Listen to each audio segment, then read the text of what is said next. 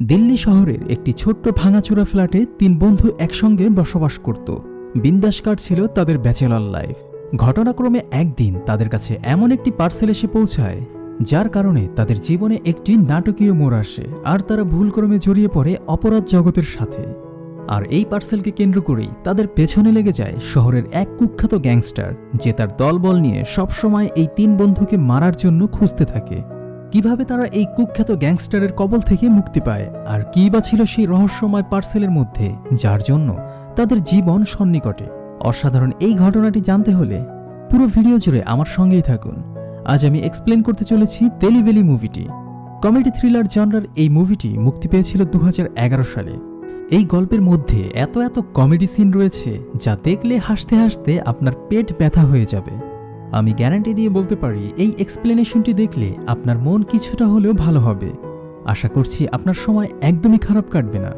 তো আর কথা বাড়াচ্ছি না, শুরু করছি আজকের এক্সপ্লেনেশন। মুম্বাই এয়ারপোর্টে একটি বিমান ল্যান্ডিংয়ের মধ্য দিয়ে গল্পটি শুরু হয়। সেখানে আমরা ভ্লাদিমির নামে এক ব্যক্তিকে দেখতে পাই। সে আর চোখে এদিক ওদিক তাকাচ্ছিল। তার চাহনি দেখে মনে হচ্ছিল সে যেন কাউকে খুঁজছে। একটু পরে সেখানে সোনিয়া নামের এক সুন্দরী মেয়ে চলে আসে। সোনিয়া মূলত এয়ার হোস্টেসে জব করে। সে ভ্লাদিমিরকে দেখে চিনতে পারে, কিন্তু ভ্লাদিমির তাকে বলে, আমার দিকে তাকিয়ে কথা বলো না, সামনের দিকে তাকাও, কেউ যেন বুঝতে না পারে যে তুমি আমার সঙ্গে দেখা করতে এসেছ। এরপর ভ্লাদিমির সোনিয়াকে পরবর্তী নির্দেশনা দিয়ে সেখানে একটি পার্সেল রেখে চলে যায়। সোনিয়া ও ভ্লাদিমির কথা মতো সেই পার্সেলটি নিজের সঙ্গে করে এয়ারপোর্ট থেকে বেরিয়ে যায়। পরবর্তী সিনে আমরা পুরান ঢাকার একটি ভাঙাচোরা বাড়িতে ৩ বন্ধুকে দেখতে পাই। এদের নাম হচ্ছে তাশি, নিতেন এবং অরূপ। সকালবেলা এরা এভাবেই এলোমেলোভাবে শুয়ে থাকে, যাদেরকে বলা হয় পিওর ব্যাচেলর। এরা এতটাই অগোছালো থাকে যে নিয়মিত এদের সাথে ইঁদুর তেলাপোকারাও খাবার ভাগাভাগি করে খায়। তো একটু পরেই তাদের বাসার কলিং বেল বেজে ওঠে। কলিং বেল বেজেই যাচ্ছে, কিন্তু কেউ দরজা খুলছে না। এক বন্ধু আরেক বন্ধুকে খোঁচাতে থাকে দরজা খোলার জন্য। শেষমেশ তাশি উঠে দরজা খোলে, আর তখনই সোনিয়া বাসার ভেতরে আসে। এই মেয়েটি হচ্ছে তাশির গার্লফ্রেন্ড। পারিবারিকভাবে তাদের বিয়ের কথাবার্তা চলছে। সোনিয়া তাশিকে বলে তার বাবা আজ তাশির সঙ্গে দেখা করবে এবং তাদের বিয়ের বিষয়ে কথাবার্তা ফাইনাল করবে। সোনিয়া যাবার সময় তাশির হাতে ভ্লাদিমির দেওয়ার সেই পার্সেলটি ধরিয়ে দিয়ে বলে ঠিকানা মতো পৌঁছে দেওয়ার জন্য। সে জানায় তার কিছু ব্যক্তিগত কাজ আছে, তা না হলে সে নিজেই পার্সেলটি পৌঁছে দিত। যদিও তাশি একটু ব্যস্ত মানুষ, কিন্তু তারপরও গার্লফ্রেন্ডের রিকোয়েস্ট তো আর ফেলে দেওয়া যায় না, তাই সে রাজি হয়ে যায়। এরপর তাশি আর নিতেন তাদের কাজে বেরিয়ে পড়ে। তাশি পেশায় একজন জার্নালিস্ট, আর নিতেন হচ্ছে তার ক্যামেরাম্যান। তারা বিখ্যাত কুখ্যাত এক টিকটক সেলিব্রিটির সাক্ষাৎকার নেওয়ার জন্য একটি শুটিং সেটে এসেছে। আর এখানেই তাশির সঙ্গে পরিচয় হয় মেনাকা নামের অপর একজন জার্নালিস্টের সঙ্গে। তারপর তারা দুজন একসঙ্গে মিলে সেই সেলিব্রিটির সাক্ষাৎকার নেয়। আর এদিকে আমরা দুষ্ট ক্যামেরাম্যান নিতেনকে দেখি সে উড়াধুরা ছবি তুলে যাচ্ছে। ছবি তোলার ব্যাপারে সে খুবই সিরিয়াস। তার একটাই লক্ষ্য, ভালো ছবি তুলতে হবে, তাই সে ভালো ভালো জায়গায় ফোকাস করছে। পরবর্তী সিনে আমরা অরূপকে দেখি সে অফিসে খুব ব্যস্ত সময় পার করছে। অরূপ পেশায় একজন কার্টুনিস্ট। অফিসে তার কাজের প্রশংসা সবাই করে, কিন্তু তার বস এই লোকটা আস্ত একটা খবিশ। সে সব সময় অরূপের কাজে খুঁত ধরে, যতই ভালো কাজ হোক না কেন। অরূপকে সে সবসময় দৌড়ের উপর রাখে, আর এজন্য অরূপ তার বসকে একদমই সহ্য করতে পারে না। কাজ শেষ করে তাশি চলে আসে সোনিয়াদের বাসায়, আর এখানে এসে দেখতে পায় সে আসার আগেই তার বাবা মা এসে হাজির। তারপর তারা খেতে খেতে বিয়ের কথাবার্তা পাকাপাকি করে ফেলে। সোনিয়ার বাবা তাশিকে একটা ব্র্যান্ড নিউ কার গিফট করে, আর বিয়ের আগেই এত বড় গিফট পেয়ে বেচারা তাশি কিছুটা সময়ের জন্য টাসকি খেয়ে যায়। তখনই তাশির একটা জরুরি কল আসায় সে চলে যায় ক্রাইম স্পটে। সেখানে একটি লোকের মার্ডার হয়েছিল। নিতেন সেই ছবি তোলার সময় মৃত ব্যক্তির কানে একটি ফুল গুজে দেয় যেন তাকে সুন্দর লাগে। ভাইরে ভাই, এমন অস্থির ক্যামেরাম্যান বাপের জন্মেও দেখিনি। যাই হোক, কিছুক্ষণ পর তাদের রিপোর্ট করা শেষ হয়। এরপর তাশি নিতেনের হাতে সেই পার্সেল আর ঠিকানাটি দিয়ে বলে যাবার পথে সে যেন এটা পৌঁছে দেয়। বাসায় ফেরার পথে নিতেনের প্রচণ্ড ক্ষুধা পায়, তাই সে ফুটপাতের একটি হোটেল থেকে উদরপূর্তি করে খেয়ে নেয়। এরপর সেখান থেকে চলে যায় একটি নিষিদ্ধ পল্লীতে। সে একটি রুমে অবস্থান নেয় আর দ্রুত তার ক্যামেরা জানালার পাশে সেট আপ করে নেয়। অপর পাশের একটি রুমে মধ্যবয়স্ক এক ব্যক্তি এক পতিতা মহিলার সঙ্গে রোমান্স করছিল। সে ওই মুহূর্তের ছবিগুলো ক্যাপচার করতে থাকে। আসলে ওই ব্যক্তিটি ছিল তাদের বাড়িওয়ালা মানিশ। সে তার বাড়িওয়ালাকে ফাঁসাতে চায়, কারণ এর পেছনে তার একটি উদ্দেশ্য রয়েছে। কি সেই উদ্দেশ্য তা আমরা পরেই জানতে পারবো। আর এই কাজে সহযোগিতা করার জন্য ওই প্রস্টিটিউট মহিলার সঙ্গে নিতেনের আগে থেকে চুক্তি ছিল। চুক্তি অনুযায়ী নিতেন ওই মহিলার সম্পূর্ণ টাকাই পরিশোধ করে দেয়, কিন্তু ওই মহিলাটি নিতেনের কাছ থেকে 200 টাকা বেশি রেখে দেয়। কিন্তু নিতেনের কাছ থেকে টাকা খাওয়া তো আর এত সহজ না, তাই নিতেন সেই বাড়তি টাকা উসুল করার জন্য তার দুষ্ট বুদ্ধিকে কাজে লাগায়। আর ঠিক এইভাবেই সে তার 200 টাকা সুদে আসলে উসুল করে নেয়। রাস্তার সেই ভাজাপোড়া খাওয়ার ফলে হঠাৎ করেই নিতিনের পেটে প্রচণ্ড নিম্নচাপ শুরু হয়। বেচারা কোনো রকম কষ্ট করে চেপে চুপে বাসা পর্যন্ত আসে, যার ফলে তার সেই পার্সেল আর ডেলিভারি করা হয় না। 2 নম্বর করার পর সে দেখে কোথাও পানি নেই। বেচারা ফেসে যায় মাইনকার চিপায়। সূচু করার জন্য সে কোথাও পানি পাচ্ছিল না। শেষমেশ কোনো উপায় না পেয়ে ফ্রিজ থেকে অরূপের প্রিয় অরেঞ্জ জুস বের করে তা দিয়েই কাজ সেরে নেয়। ছোট ঘরে দৌড়াতে দৌড়াতে নিতিনের বেহাল অবস্থা হয়ে যায়। সে একেবারেই শয্যাশায়ী হয়ে পড়ে। তাই সে অরূপকে রিকোয়েস্ট করে যেন সে পার্সেলটি পৌঁছে দেয়। এই বলে সে অরূপের হাতে একই রকমের 2টো ব্যাগ দিয়ে বলে একটি হসপিটালে রেখে যেতে আর অন্যটি সেই পার্সেলের ঠিকানায় পৌঁছে দেওয়ার জন্য। নিতিন তাকে ভালো করে বুঝিয়ে দিয়েছিল যে কোনটা হসপিটালে রাখতে হবে আর কোনটা সেই পার্সেলের ঠিকানায় পৌঁছে দিতে হবে। কিন্তু আসল সমস্যা বাধে হসপিটালে গিয়ে স্যাম্পল জমা দেওয়ার সময়। অরূপ গুলিয়ে ফেলে যে নিতিন তাকে কোন প্যাকেটটি হসপিটালে রেখে যাওয়ার জন্য বলেছিল, কারণ প্যাকেট দুটো দেখতে ছিল হুবহু একই রকমের। তাই সে অনুমানের ওপর ভিত্তি করে র্যান্ডমলি একটি প্যাকেট হসপিটালে রেখে যায় আর অপরটি নিয়ে পৌঁছে যায় পার্সেলের দেওয়ার সেই ঠিকানা অনুযায়ী। সেখানে গিয়ে সে মিস্টার ভাটিয়া নামক এক ব্যক্তির খোঁজ করতে থাকে। ভাটিয়ার 2জন লোক এসে তার কাছ থেকে পার্সেলটি নিয়ে নেয়। এরপর অরূপ সেখান থেকে চলে আসে। মিস্টার ভাটিয়া হচ্ছে একজন বড় লেভেলের স্মাগলার। নানান উপায়ে বিদেশ থেকে দামি স্বর্ণালঙ্কার চোরাই পথে আমদানি করাটাই ছিল তার প্রধান ব্যবসা। কিছুক্ষণ পরেই ভাটিয়া খুশি মনে সেই পার্সেলটি আনবক্সিং করতে বসে পড়ে। কিন্তু তখনই বাধে বড় বিপত্তি, কারণ সেই পার্সেলের মধ্য থেকে কোনো গুপ্তধন তো বেরিয়ে হয় না, বরং তার মধ্য থেকে বেরিয়ে আসে মানুষের গুপ্ত রাস্তার গুপ্ত জিনিস। এমনটা দেখার জন্য ভাটিয়া মোটেও প্রস্তুত ছিল না। আর এদিকে বাড়িওয়ালা মিস্টার মানিশ তাসির পেছন পেছন ঘুরতে থাকে বাড়ি ভাড়া আদায় করার জন্য, কারণ তাসিরা গত 3 মাস যাবৎ তাকে কোনো বাড়ি ভাড়া পরিশোধ করেনি। রাতে সবাই বাসায় ফেরার পর নিতিন তার ব্যাগ থেকে বাড়িওয়ালা মানিশের সেই সিক্রেট ছবিগুলো বের করে সবাইকে দেখায় আর বলে এখন থেকে আমাদের আর বাড়ি ভাড়া দিতে হবে না। নিতিন আরও একটা প্ল্যান করে, সে মানিশকে ব্ল্যাকমেইল করে প্রতি মাসে তার কাছ থেকে একটা মোটা অঙ্কের টাকা আদায় করবে। পরবর্তী মাসেই তাসি আর সোনিয়ার বিয়ে হবে, আর এই জন্য তারা ফাইনাল ম্যাচের আগে টেস্ট ম্যাচ সেরে নিচ্ছিল। আর এই গুরুত্বপূর্ণ ম্যাচ চলাকালীন সময়ে তাসির ফোনে কল করে মেনাকা। মেনাকার কল পাওয়ার সঙ্গে সঙ্গে তাসি ম্যাচ পরিত্যক্ত ঘোষণা করে সেখানে চলে যায়।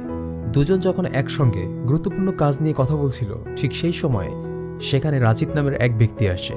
রাজীব হচ্ছে মেনাকার ফিয়ন্সি। রাজীব তাসিকে দেখে অনেক রেগে যায় আর তাসির ওপর আক্রমণ করে। তাসিও চুপ করে বসে থাকে না, সেও একটা ফুলের টব দিয়ে রাজীবের মাথায় সজোরে আঘাত করে। তারপর তারা দ্রুত সেখান থেকে বেরিয়ে পড়ে। একটু পরে রাজীব তার দলবল নিয়ে তাসির গাড়ির পেছনে ধাওয়া করতে শুরু করে। হঠাৎ করেই রাজীব তাসিকে লক্ষ্য করে গুলি ছুড়তে থাকে। তাসি অনেক কষ্টে কোনো রকমে নিজেকে সার্ভাইভ করতে পারলেও তার হবু শ্বশুরের দেওয়া নতুন গাড়িটি মারাত্মকভাবে ক্ষতিগ্রস্ত হয়। তাসি তখন দ্রুত গাড়ি রেখে মেনাকাকে নিয়ে একটা 5 স্টার হোটেলের মধ্যে ঢুকে যায়। তাদের পিছু করতে করতে রাজীবও সেখানে চলে আসে। ঠিক সেই মুহূর্তে তাসি আর মেনাকা একটা রুমের দরজা খোলা দেখতে পেয়ে দ্রুত সেখানে ঢুকে পড়ে। হোটেলের একজন স্টাফ সেই মুহূর্তে রুমটি গোছাচ্ছিল।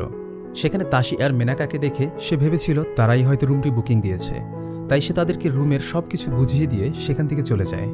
এরই মধ্যে সেখানে সেই রুমের প্রকৃত ওনার চলে আসে আর এদের উপস্থিতি টের পেয়ে তাসি আর মেনাকা শারীরিক যুদ্ধ শুরু করে দেয়। বৃদ্ধ কাপল রুমে ঢুকে এই দৃশ্য দেখতে পেয়ে প্রচণ্ড লজ্জায় পড়ে যায়। তারা ভেবেছিল তারা হয়তোবা ভুল করে অন্য কারো রুমে চলে এসেছে। এরপর তারা দ্রুত সেখান থেকে বেরিয়ে গেলে মেনাকা যায় দরজা আটকাতে। এই সময় তাসিকে দেখা যায় যুদ্ধের মিথ্যে অভিনয় করতে করতে কখন যে তার মিসাইল সত্যি সত্যি অ্যাক্টিভেটেড হয়ে গেছে বেচারা কিছুই টের পায়নি। এরপরই তারা দ্রুত সেই হোটেল থেকে বেরিয়ে পড়ে। তাসি মেনাকাকে তার বাসার সামনে নামিয়ে দেয়। মেনাকা তাসিকে অনেক ধন্যবাদ জানায় নিজের জীবন বাজি রেখে এভাবে তাকে বাঁচানোর জন্য। এদিকে দেখা যায় মিস্টার ভাটিয়াকে। সে তার ডায়মন্ড উদ্ধারের জন্য একেবারে মরিয়া হয়ে যায়। নিজের দলবল নিয়ে ভ্লাদিমিরকে খুঁজতে খুঁজতে তার হোটেলে এসে পৌঁছে যায়। 2 নম্বরই কাজ করার জন্য ভ্লাদিমিরকে তারা মারতে শুরু করে, কিন্তু ভ্লাদিমির জানায় সে এসবের কিছুই জানে না। তবে সে তথ্য দেয় যে এইবার যে মেয়েকে দিয়ে সে কুরিয়ার করেছে সেটা ছিল নতুন একটা মেয়ে। সে রেগুলার যেই মেয়েকে দিয়ে কাজটি করাতো সে অসুস্থ ছিল বলে নতুন মেয়েকে দিয়ে কাজটি করিয়েছে। হয়তো ওই মেয়েটি কোনো ঝামেলা করেছে।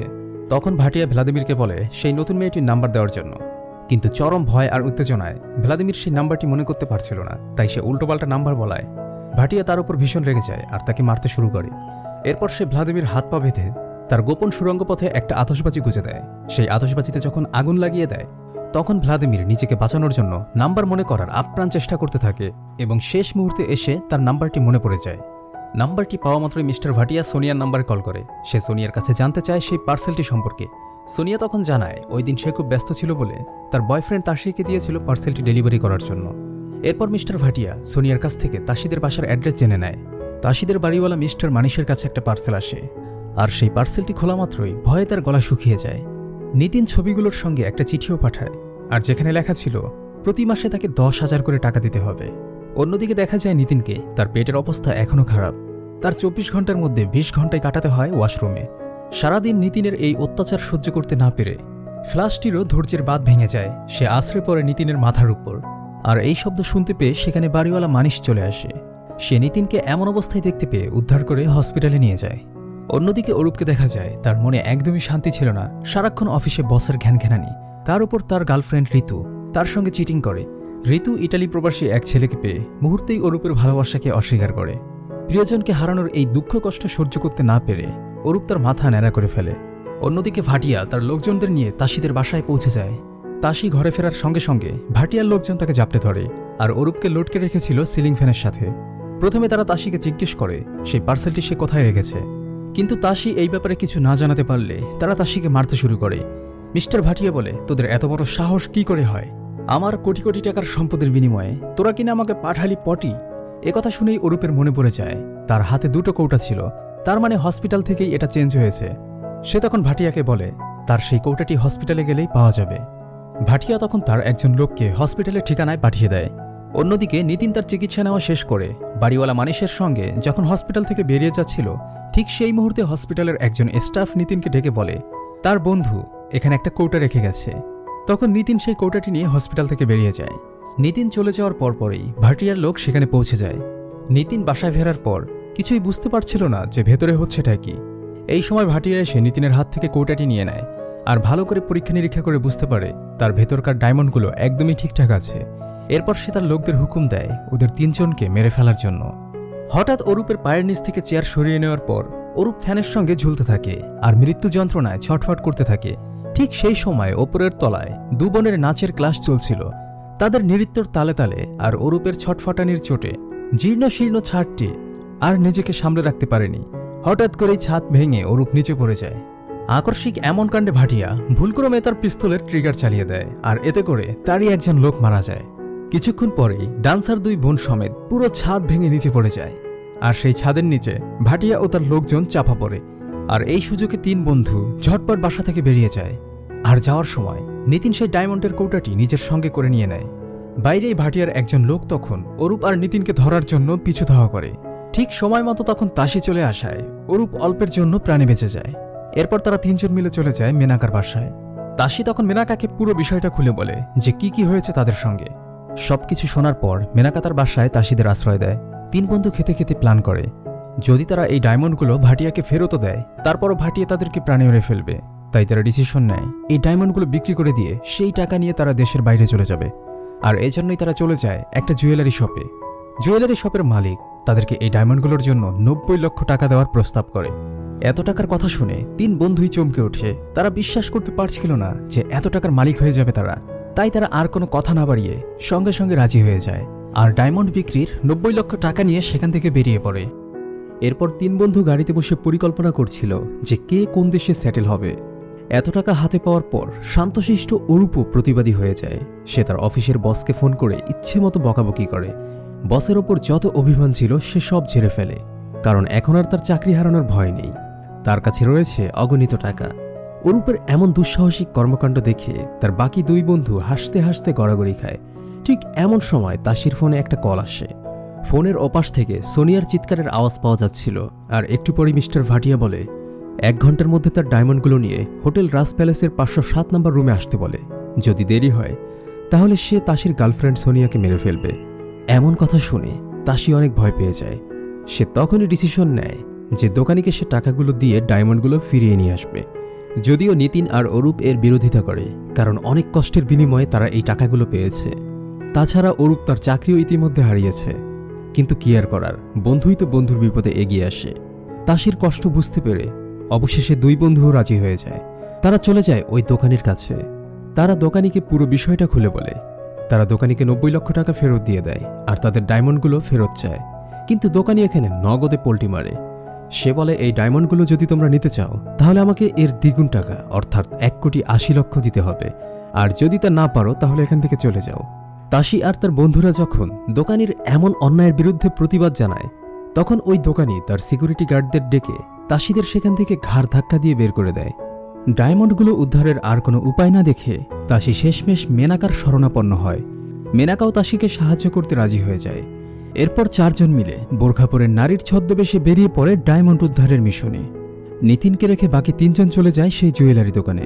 আর নিতিন তখন টয়লেট খোঁজার জন্য হন্য হয়ে ঘুরছিল, কারণ এখনও তার পেটের অবস্থার তেমন কোনো উন্নতি হয়নি। মেনাকা জুয়েলারি শপে গিয়ে এমন ভাব দেখায় যেন তার কিছুই পছন্দ হচ্ছে না।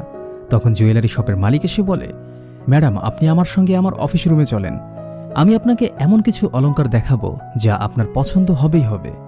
এরপর মেনাকা আর তাশি ওই লোকটির সঙ্গে সঙ্গে তার রুমে চলে যায়। অরূপ তখন টাকার ব্যাগটি সঙ্গে নিয়ে ডিসপ্লে সেন্টারে বসে তাশিদের ফেরার অপেক্ষা করছিল। ঠিক এই সময় সেখানে একজন পুলিশ অফিসার আসে। ওই অফিসার এসেছিল তার বউয়ের স্বর্ণালংকার কেনার জন্য। অফিসার অরূপের দিকে বারবার তাকাচ্ছিল, কারণ অরূপের অঙ্গভঙ্গি দেখে তার সন্দেহ হচ্ছিল। তাই সে সন্দেহের দৃষ্টিতে বারবার অরূপের দিকে তাকায়। এতে অরূপও কিছুটা ঘাবড়ে যায়। অন্যদিকে নিতিনকে দেখা যায় সে একটি বাড়ির দরজা খোলা দেখতে পেয়ে বিনা অনুমতিতে তাদের টয়লেটে ঢুকে যায়। আর টয়লেটে ঢোকার পর নিতিন ঝড়ের গগনবিদারী শব্দে ওই বাসার প্রতিটি সদস্য আটকে ওঠে। তখন ছোট বাচ্চাটি এসে তাদেরকে টয়লেটের দিকে ইশারা করে। জুয়েলারি মালিক যখন তার চেম্বারে বসে মেনাকাকে দামি দামি অলংকার দেখাচ্ছিল, ঠিক সেই সুযোগে তাশি জুয়েলারি মালিকের উপর অ্যাটাক করে। অরূপ তখন সিসি ক্যামেরার মনিটরে এই দৃশ্য দেখে ঘাবড়ে যায়। সে তখন পুলিশকে আড়াল করে রাখে যেন পুলিশ এই দৃশ্য দেখতে না পায়। ইতিমধ্যে তাশি আর মেনাকা মিশন কমপ্লিট করে বেরিয়ে পড়ে। অরূপও তাদের সঙ্গে বেরিয়ে পড়ে। আর ভিতরের ঘটনা ইতিমধ্যে জানাজানি হয়ে যায়। তখন ওই পুলিশ অফিসার আর সিকিউরিটি গার্ড মিলে দ্রুত বেরিয়ে পড়ে তাশিদের ধরার জন্য। তাশিদের দেখা মাত্রই তারা ধাওয়া করতে শুরু করে। পুলিশের ধাওয়া খেয়ে 3 জনই তখন অলিগলি বাজারের মধ্য দিয়ে ঊর্ধ্বশ্বাসে ছুটতে থাকে। এরই মধ্যে নিতেন তার টয়লেটের কাজ শেষ করে বাথরুম থেকে বের হয়ে দেখে ওই বাসার লোকজন লাঠিসোঁটা নিয়ে তাকে অভ্যর্থনা জানানোর জন্য দাঁড়িয়ে আছে। পরিস্থিতি বেগতিক দেখে নিতেন তাদেরকে থ্যাংক ইউ জানিয়ে সেখান থেকে সটকে পড়ে। এরপর নিতেনের সঙ্গে বাকি 3 জনেরও দেখা হয়ে যায়। তারপর তারা গাড়িতে চড়ে দ্রুত সেই স্থান ত্যাগ করে। সফলভাবে এই মিশন সম্পন্ন করার খুশিতে তাশি আর মেনাকা সেলিব্রেট করতে থাকে। ইমরান খান তখন কিছু সময়ের জন্য ইমরান হাশমি হয়ে যায়। কিন্তু একটু পরে মেনাকা জানতে পারে যে তাশি এই সব কিছু করেছে শুধুমাত্র তার গার্লফ্রেন্ডকে বাঁচানোর জন্য। আর এটা জানার পরে মেনাকার মনে কিছুটা আঘাত লাগে, কারণ সে তাশিকে ভালোবেসে ফেলেছে। অন্যদিকে দেখা যায় বাড়িওয়ালা মানুষকে, সে তার এক নিকট আত্মীয় পুলিশ অফিসারকে তার ব্ল্যাকমেইলিংয়ের বিষয়টি জানায়। আর ওই অফিসারও তখন গুরুত্ব সহকারে তদন্ত শুরু করে দেয় মানুষের ব্ল্যাকমেইলিংয়ের পেছনে কে বা কারা জড়িত আছে তাদেরকে ধরার জন্য। অন্যদিকে দেখা যায় স্বর্ণের দোকানের সেই পুলিশ অফিসার তাশিদের গাড়িকে ফলো করছে। এমনকি সে সকল কন্ট্রোল রুমে তাশিদের গাড়ির ব্যাপারে ইনফর্ম করে দেয়। ইতিমধ্যে তাশি আর তার বন্ধুরা হোটেল রাজ প্যালেসে এসে পৌঁছায়। মেনাকাকে হোটেলের লবিতে রেখে 3 বন্ধু চলে যায় ভাটিয়ার রুমে। তাশি ভাটিয়াকে বলে সোনিয়াকে প্রথমে ছেড়ে দেওয়ার জন্য, তারপর সে তাকে ডায়মন্ডগুলো দেবে। কিন্তু ভাটিয়া এতে রাজি ছিল না। আর এই নিয়ে তাশি আর ভাটিয়ার মধ্যে কথা কাটাকাটি চলছিল। ইতিমধ্যে দেখা যায় তাশিকে ফলো করতে করতে সেই হোটেল রুমের সামনে 2 জন পুলিশ অফিসার চলে আসে। ভাটিয়া যখন রেগে গিয়ে তাশিকে গুলি করতে যাবে, ঠিক সেই মুহূর্তে রুমে পুলিশ অফিসাররা প্রবেশ করে। আর শুরু হয়ে যায় দুপক্ষের মধ্যে মারাত্মক লেভেলের গোলাগুলি। অনেকক্ষণ ধরে চলতে থাকে এই বন্দুকযুদ্ধ। আর বুলেটের আঘাতে হোটেলের আশেপাশের রুমগুলো একেবারেই তছনছ হয়ে যায়।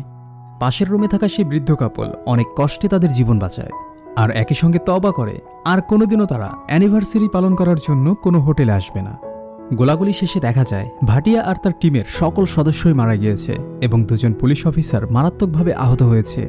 তাশি আর তার বাকি বন্ধুরা ভাগ্যক্রমে বেঁচে যায়। এমন পরিস্থিতির মধ্যেও তাশি তার গার্লফ্রেন্ড সোনিয়াকে আগলে রেখেছিল। এত কিছুর মধ্যেও নিতেন কিন্তু সেই হীরের কথা ভুলে যায়নি। সে হীরের কৌটোটি হাতে নিয়ে অরূপের দিকে ছুঁড়ে মারে। অরূপ ক্যাচ মিস করার ফলে কৌটোটি গিয়ে সোজা পড়ে মানুষের মাথার উপর।